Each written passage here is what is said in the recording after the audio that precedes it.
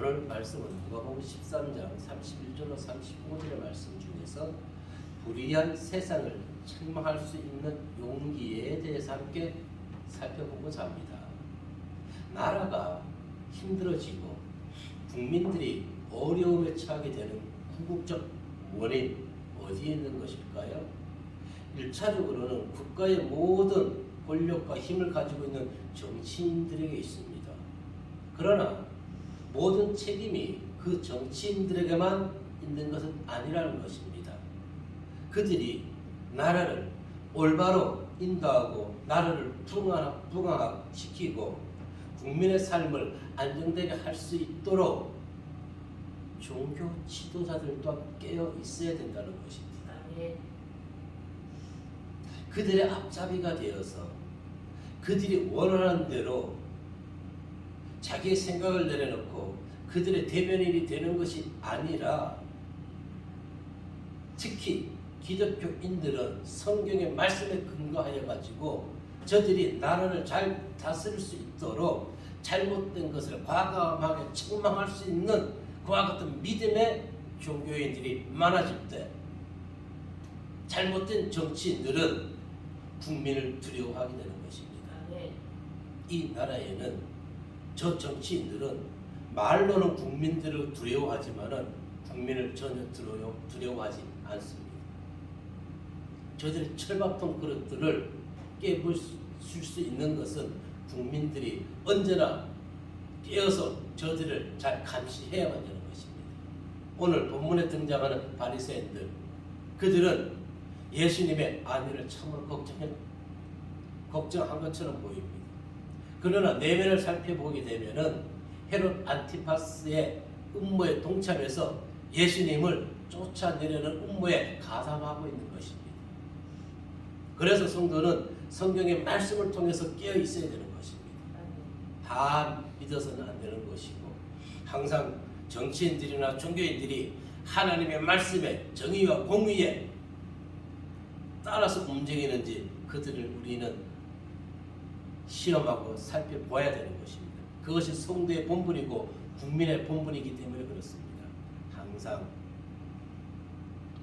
성도와 국민의 본분을 다하시는 자들이 되어서 이 나라에 정말 악이 뿌리 내리지 못하도록 깨어 있어야 할 줄로 믿습니다. 우리에게 오늘 전해주는 첫 번째 말씀은 진실함과 정직함을 상실한 인격에 대해서 살펴보고자 합니다.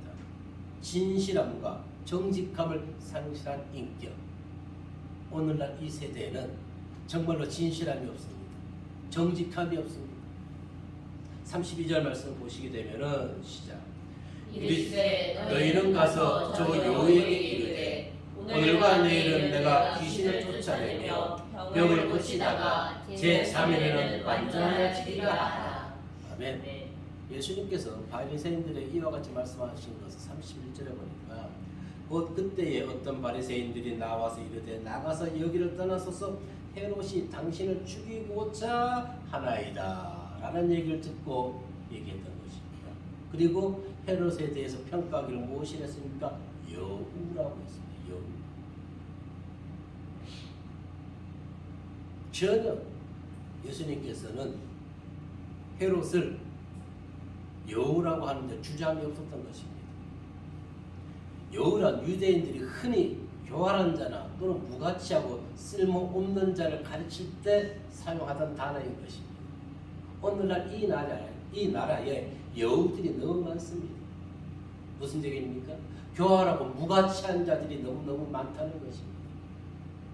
그래서 예수님께서는 분봉왕 헤롯 안티바스를 여우라고 하신 것입니다. 그 이유는 왕은커녕 인격적으로도 그는 교활하고 쓸모없는 자라는 것을 일침을 가하고 있는 것입니다. 정말로 왕이 이와 같은 여우라는 평가를 받아서는 안 되는 것입니다.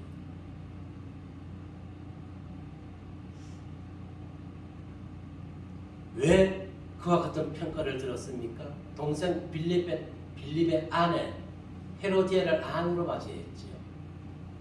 그리고 그것을 꾸짖는 세례 요한을 어떻게 했습니까? 옥에 가두고 나중에는 죽여버렸습니다. 못 베어서.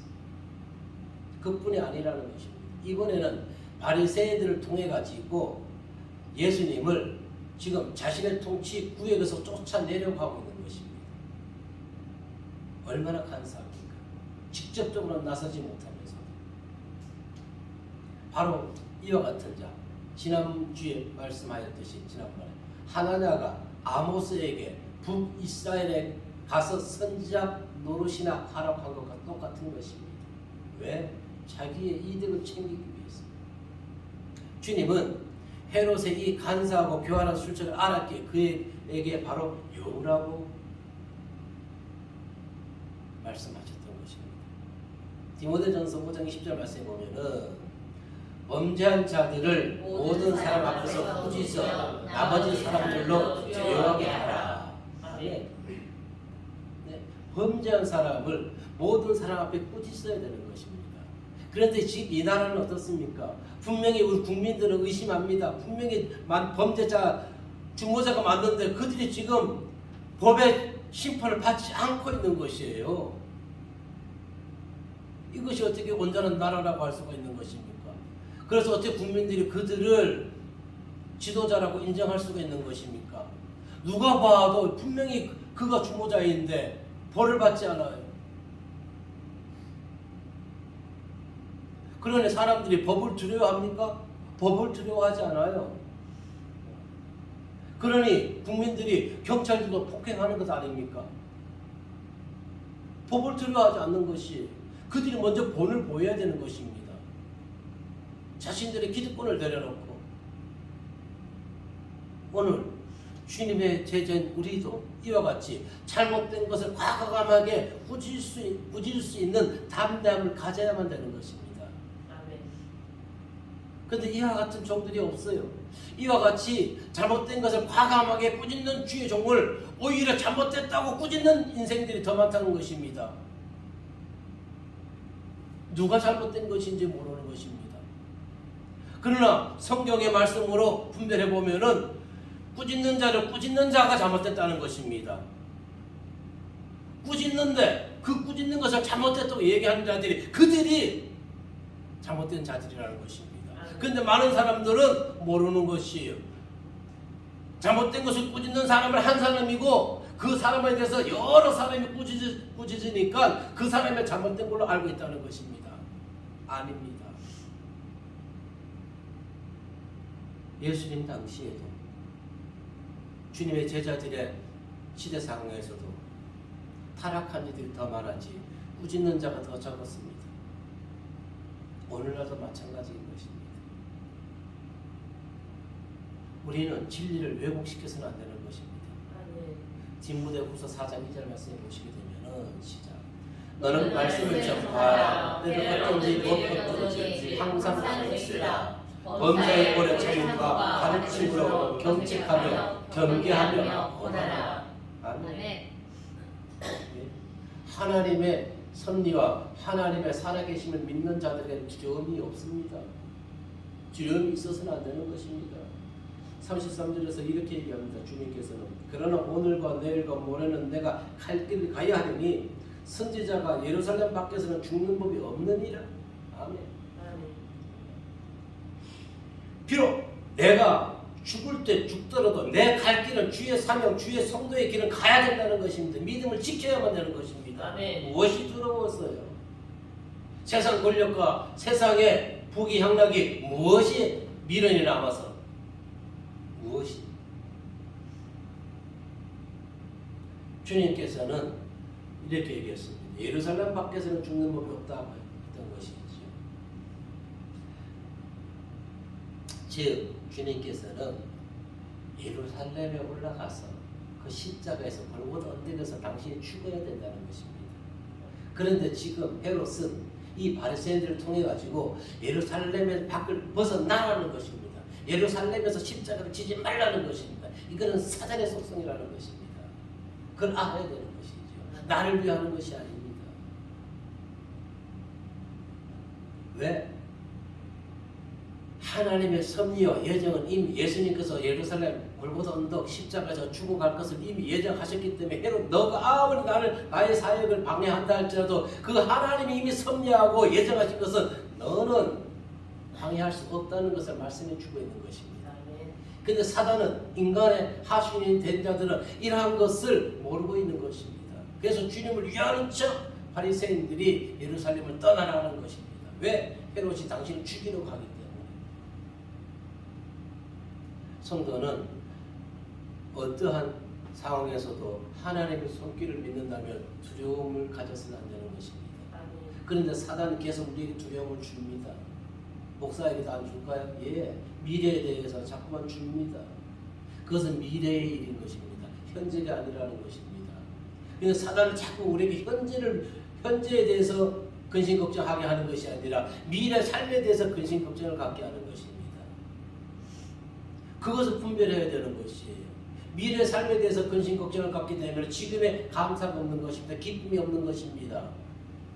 두려움만 쌓이게 되는 것입니다. 사도행전 27장 23절 25절의 말씀에 보면은 시작. 내가 속한 바 곧 내가 섬기는 하나님의 사자가 어젯밤에 내 곁에 서서 말하되 바울아 두려워하지 말라. 내가 가해사고 선사하겠고 또 하나님께서 너와 함께 항해하는 자를 다 내게 주셨다 하였으니 그러므로 여러분이 안심하라. 나는 내게 말씀하신 그대로 되리라고 하나님을 믿노라. 아멘. 두려워하지 마십시오. 왜? 이미 우리는 하나님에 의해서 우리 인생길은 정해져 있는 것입니다. 아멘. 그래서 하루하루 하나님의 뜻 가운데 열심히 우리는 살아가면 되는 것입니다. 아멘.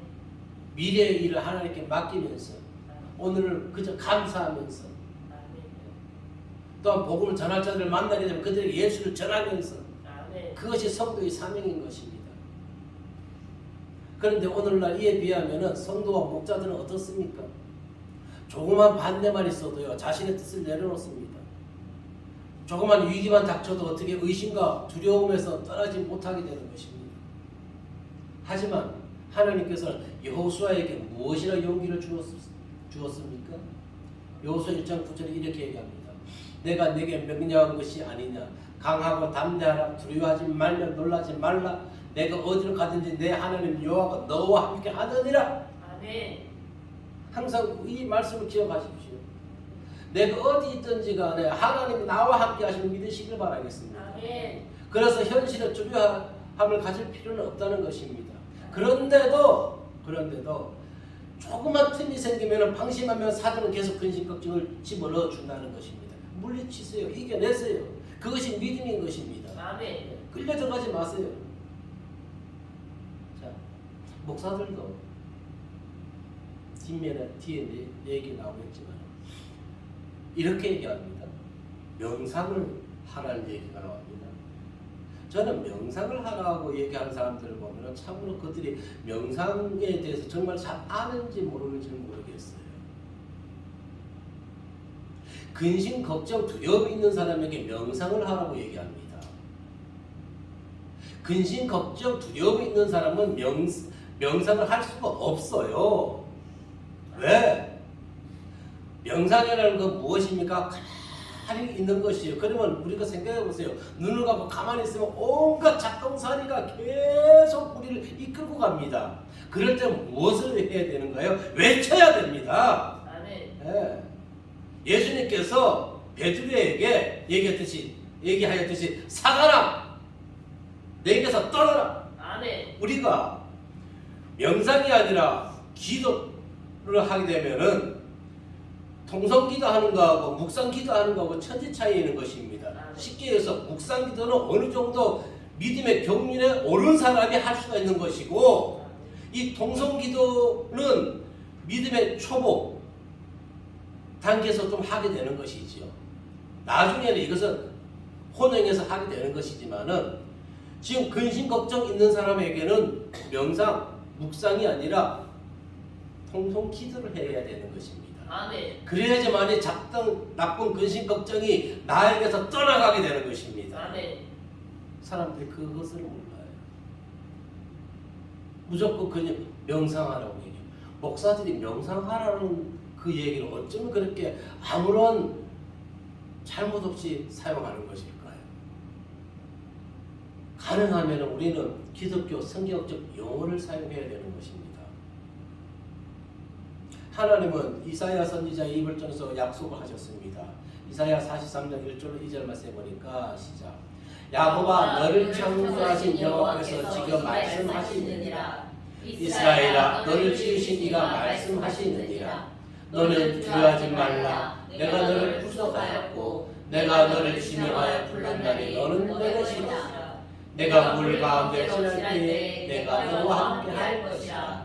강을 건널 때에 물이 너를 침몰하지 못할 것이며 내가 물 가운데 지날 때에 타지도 아니할 것이요 불꽃이 너를 살리지도 못하리니. 아멘. 이와 같이 하나님의 약속을 믿으면 어느 순간 어떤 환경에서도 우리는 두려워하지 아니한다는 것입니다. 아멘. 이 이사야 43장 1절 2절의 말씀이 성경에 그대로 다 이루어졌지요. 아멘. 이스라엘 백성들이 요단강을 건널 때, 홍해를 건널 때, 또한 다니엘의 세 친구 풀물불에 들어갔을 때, 사자굴에 들어갔을 때 하나님께서 그들을 다 지켜주었던 것입니다. 아멘. 이것은 꼭 야곱에게만 얘기한 것이 아닙니다. 하나님을 믿는 모든 성도에게 주신 동일한 은혜의 말씀이고 용기를 주시는 말씀이라는 것을 우리는 기억해야 되는 것입니다. 아멘. 히브리서 13장 6절의 말씀에 보면은 시작. 그러므로 우리가 담대히 말하되 주는 나를 돕는 이시니 내가 무서워하지 아니하겠노라. 사람이 내게 어찌하려 하노라. 아멘. 사람은 우리에게 아무 짓도 할 수 없는 것입니다. 아멘. 왜? 우리는 사람을 지신 하나님이 우리 안에 거하는데 사람이 어떻게 우리를 해할 수 있겠습니까? 아멘. 두려워하거나 걱정하지 마시고 담대히 하나님을 믿으시길 바라겠습니다. 아멘. 사명을 수행하는 성도는 이와 같이 어떤 길에서도 흔들림이 없어야 되는 것입니다. 하나님을 의심치 마십시오. 의심하는 순간 그 순간에 마귀가 들어와서 우리는 믿음에서 떠나버리게 하는 것입니다. 그래서 우리는 믿음의 견고한 반석 위에서 믿음이 부처처럼 흔들리는 것이 아니라 그 어떤 강풍이 불어온다 할지라도 담대함으로 하나님만 바라보는 신앙 가운데서 하루하루의 삶의 기쁨과 그리고 하나님의 생명의 말씀을 전할 수 있는 전도자의 발걸음을 씌워서는 안 될 줄로 믿습니다. 아멘. 이제는 하나님 안에서 기쁨이 넘쳐나시기를 바라겠습니다. 아멘. 두 번째 우리가 주신 말씀은 예루살렘을 향해서 주님은 애가를 부르신다는 것입니다. 아멘. 오늘 이와 같이 예루살렘을 위해서 예수님께서 애가를 부르신 것을 바라보면서 성도는 오늘날 세상을 바라보면서 슬픔의 애가를 불러야 되는 것입니다. 즉 기도를 해야 된다는 것입니다. 아멘. 이 세상이 죄악으로 타락되어 있고 이 정치인들이 국민을 위하지 아니하고 나라의 존망이 위태로운데 사람들은 그것을 모른다는 것입니다. 최소한 거의 48%는 이 나라가 사회주의로 흘러가는 것도 모르고 있다는 것입니다. 이것이 문제라는 것입니다. 아멘. 이것이 문제인 것입니다. 48%는 이미 사회주의에 지금 그 사상에 젖어 있다는 것입니다. 34절과 35절의 말씀을 보게 되면은 시작. 예루살렘아 예루살렘아 선지자들을 죽이고 내게 파송된 자들을 돌려치는 자여 암탉이 제 새끼를 날개하려 모은 것 같이 내가 너희의 자녀를 모려하는 몇 번이냐. 그러나 너희가 원하지 아니하였다. 보라 너희 집 황폐하여 버린 바 되리라. 내가 너희에게 이르노니 너희가 주의 이름을 보시는 이를 찬송하리로다 할 때까지는 나를 보지 못하리라 하시니라. 아멘. 정말로 이 나라를 위한다면 우리님께서 나라를 위해서 기도해야 되는 것입니다. 아멘. 너무나 자유가 이제는 분방해서 자유가 자유인지를 모르는 것입니다. 너무나 자유스러우니까 이제 누군가 나를 구속해 주십시오 하는 것과 똑같은 것입니다.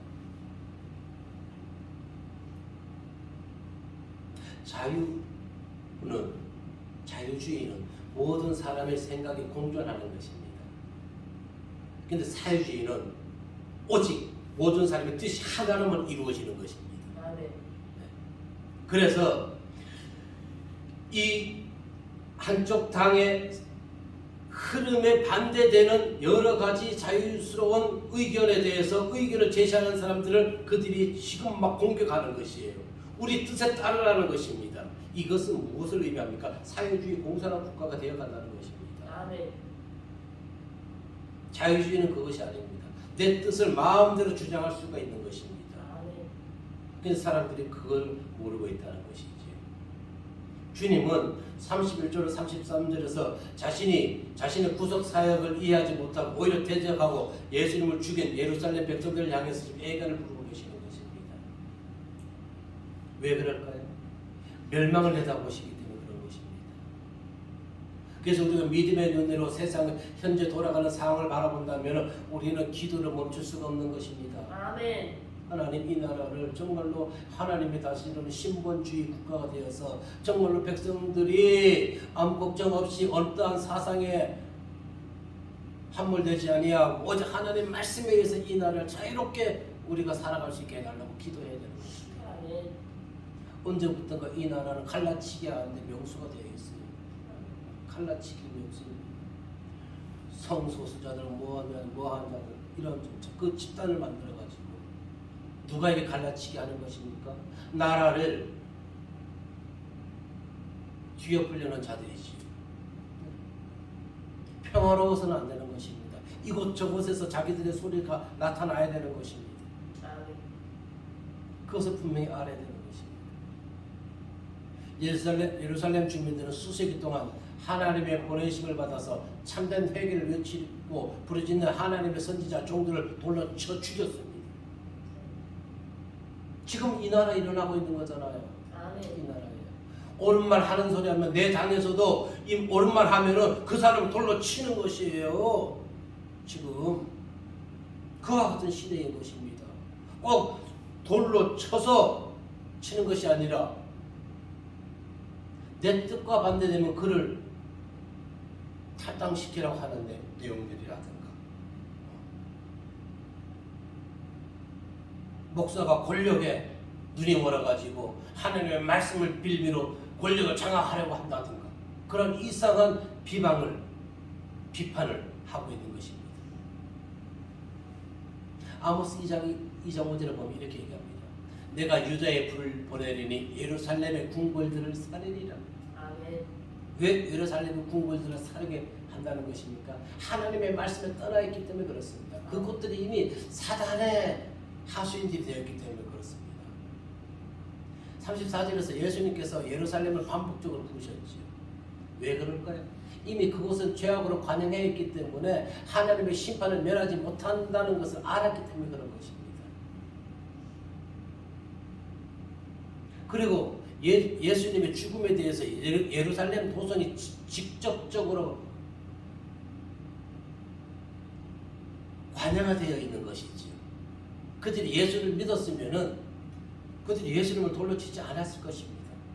그런데 그들이 어떻게 했습니까? 예수님을 십자가에 못 박으로 돌로 치고 조롱하고 비방하지 않았습니까? 그 모든 것이 누굽니까? 예루살렘에 지금 책임이 있다는 것입니다. 그래서 이제는 더 이상 하나님의 심판이 유보될 수 없이 반드시 이루어지는 것을 알았기 때문에 예수님께서는 예루살렘을 향해서 애가를 부르고 계시는 것입니다. 이러한 일련의 사건들을 보면서 성경의 사건들을 보면서 우리는 현실 이 나라에 돌아가는 또 세계적으로 돌아가는 현실을 상황을 분별하고 파악할 줄 알아야 되는 것입니다. 아멘.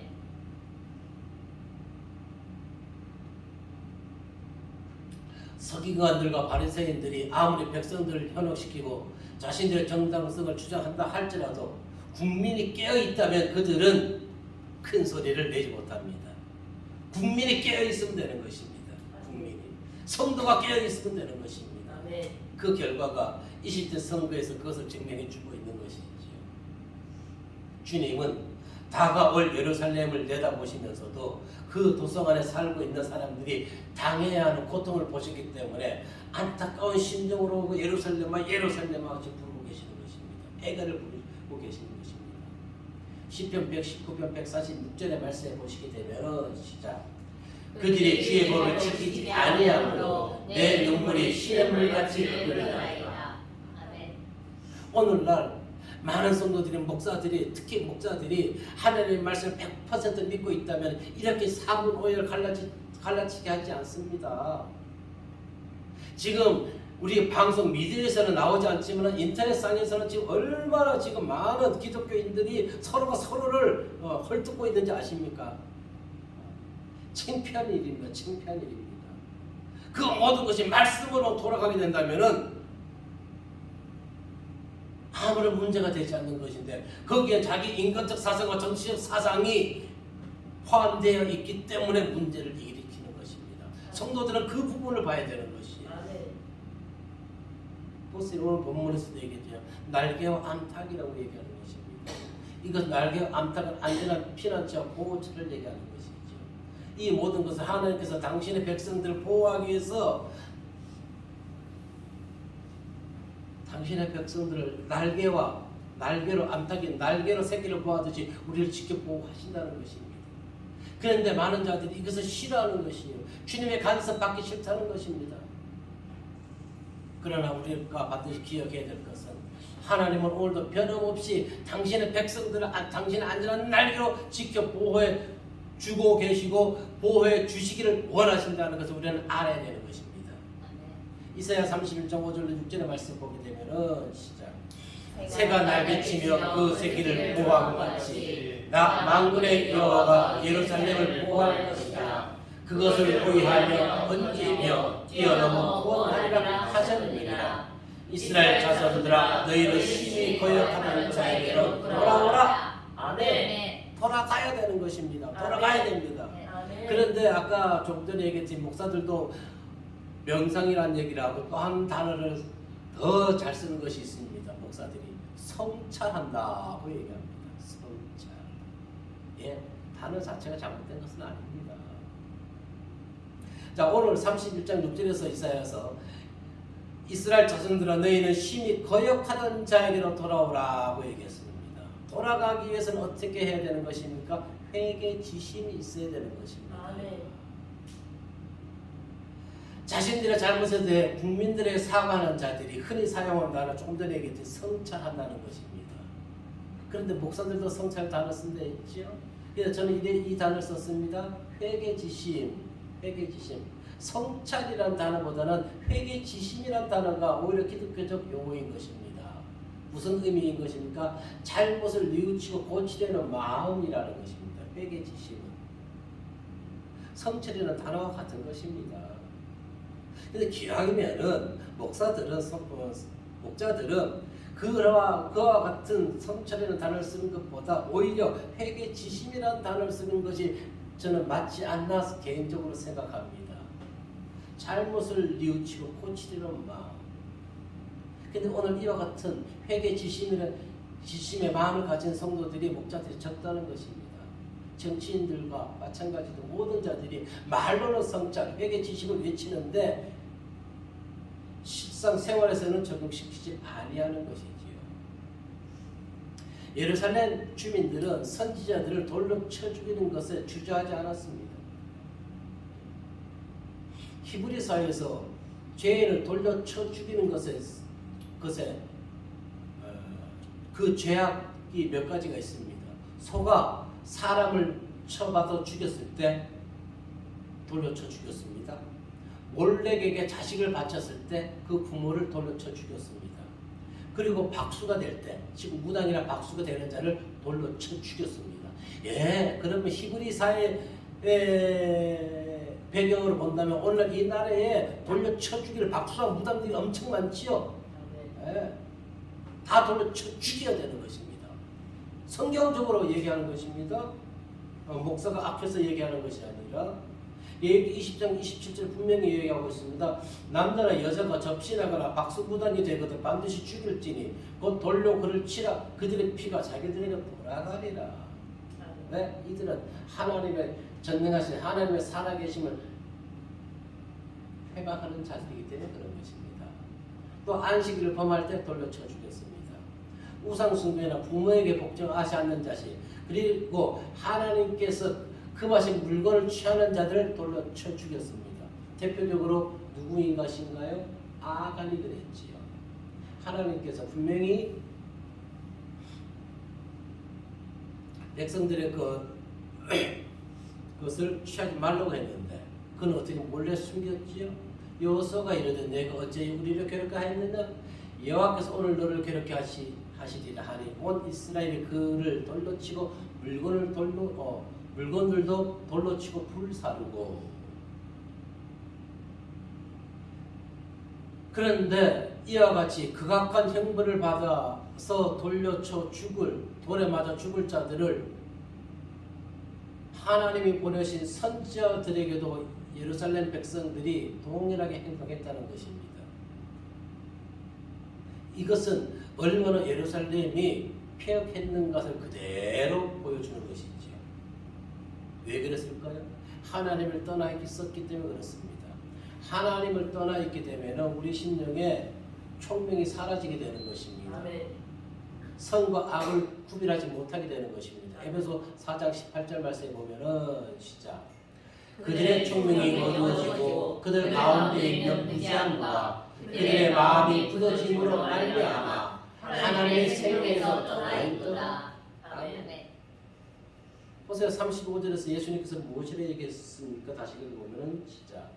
보라 너희 집이 황폐하여 버림바 되리라. 내가 너희에게 이르노니 너희가 주의 이름으로 오시는 이를 찬송하리라 할 때까지는 나를 보지 못하리라.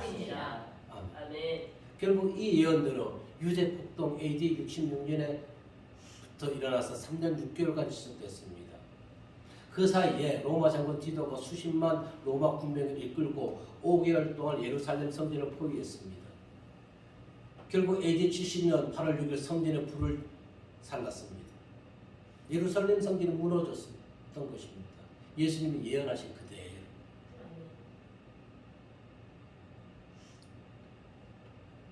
자, 그러나 하나님께서는 예루살렘 성전이 파괴되는 것을 보고만 계시지 않으셨습니다. 분명히 이렇게 얘기합니다. 35절에 너희가 주의 이름으로 오시는 이를 찬송하리로다 할 때까지는 나를 보지 못하리라. 이 말씀의 뉘앙스에 보면은 하나님의 구원의 손길이 있다는 것을 깨닫게 해준다는 것입니다. 아멘. 그것이 하나님의 은혜와 사랑인 것입니다. 아멘. 우리가 성경의 말씀을 왜 믿어야 되는 것입니까? 세상은 한번 잘못하면 그 사람을 영원히 살아나지 못하게 수장시키고 함몰시켜버리지만 하나님은 우리의 영혼을 위해서 잠시 채찍과 고난을 주시지만 다시 회복해 하시기를 원하신다는 것입니다. 아멘. 주님께서 이스라엘 백성들이 이러한 고백을 할 때까지 당신을 못 볼 것이라고 하신 것은 그들이 복음을 받아들이기까지는 유대인들이 예수를 만나지 못한다는 것입니다. 내가 예수를 맞이하기 위해서 고백을 해야 된다는 것입니다. 아멘. 우리가 과거에 예수 믿기 전에 내가 마음에서 고백하지 않았는데도 예수님을 우리가 믿었나요? 아니요. 내가 예수를 인정할 때 주님이 우리 심령에 들어오게 되었던 것입니다. 아멘. 이와 같이 우리가 예수를 주로 시인하고 고백해야 되는 것입니다. 아멘. 로마서 11장 26절의 말씀에 보게 되면은 시작. 그리하여 온 이스라엘의 구원을 받으리라. 기록된 바 구원자가 시온에서 오사 야곱에게서 경건하지 않은 것을 돌이키시겠고. 아멘.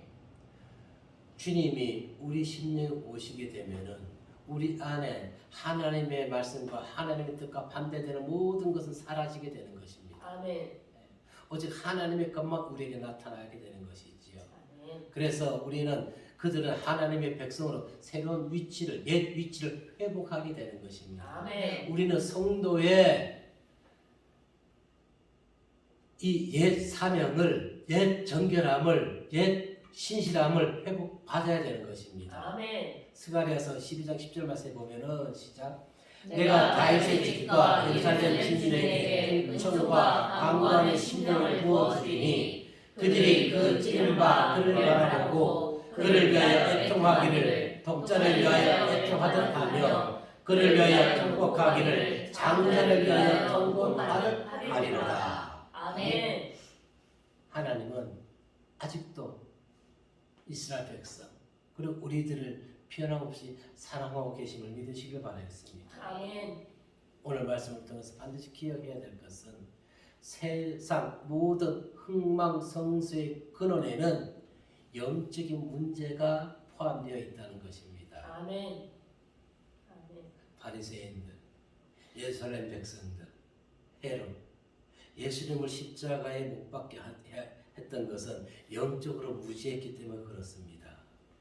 정말 그들이 하나님을 알고 하나님을 믿었다면 예수님이 우리를 위해서 세상의 왕이 아닌 영혼 구원을 위해서 오신 왕이라는 것을 알았다면 그들은 예수님을 십자가에 못 박지 않았겠지요. 영적으로 무시했기 때문에 세상 것만 바라봤기 때문에 예수님을 십자가에 못 박았던 것입니다. 아멘. 마찬가지입니다. 우리가 오늘날도 예수를 믿으면서 세상 것만 바라보게 된다면 오늘 또한 우리도 예수님 십자가에 못 박고 있는 것입니다. 아멘. 그러나 세상의 모든 것이 다 최고가 아니라는 것입니다. 우리의 영이 살아나야 되는 것입니다. 아멘. 하나님의 말씀에 따라서 우리가 하나님의 주신 사명을 하나님이 우리에게 주시는 그 뜻대로 살아가는 자들에게 그가 예수를 더욱 나의 구주로 인정하게 되는 것이고 또한 그와 같은 자들이 이 어두워지고 타락한 세대를 위해서 눈물 뿌려 회개에 무릎을 꿇게 되는 것이고 또 저들에게 하나님의 생명 말씀을 첨파할 수 있는 복음의 사명을 온전히 감당할 수 있게 된다는 것입니다. 아멘. 그와 같이 영적으로 죽어 있지 않는 자, 영적으로 깨어 있어서 내 이웃과 이 사회가 정말로 하나님을 인정하고 하나님의 심판이 아닌 하나님의 보호하신 가운데 더욱더 살기 좋은 나라가 되고 살기 좋은 세계가 될 수 있도록 우리는 깨어 기도해야 될 줄로 믿습니다. 아멘. 사랑과 은혜의 아버지 하나님 감사합니다.